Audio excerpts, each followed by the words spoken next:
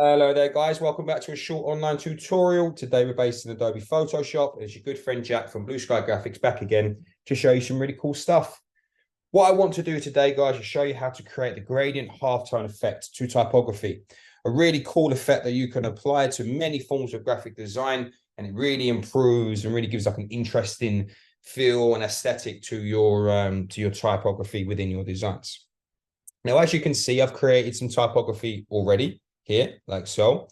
Now, what I need to do is add a layer style to this particular type. So very simply, if you just double click the layer, it will bring up your layer style options. What we need to do is be applying a gradient overlay to this. If you double click the gradient bar here, it will bring it open for you. And what you're looking for is a black to white gradient. And with another black color stop or gradient node, position probably around 25 would be best. And then we press OK. And then we press OK again.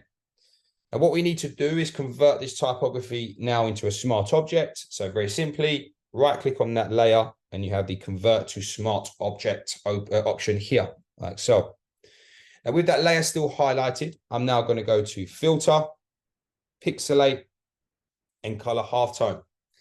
Now what you should do is try and stick to these numbers here. So we have 8, 25, 25, 25, and 0.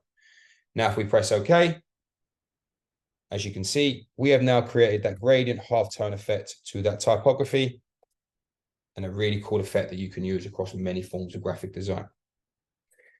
If you're interested in finding out more about the school, please take a look at our website at blueskygraphics.co.uk. Thank you very much, guys. Take care, and I'll see you next time.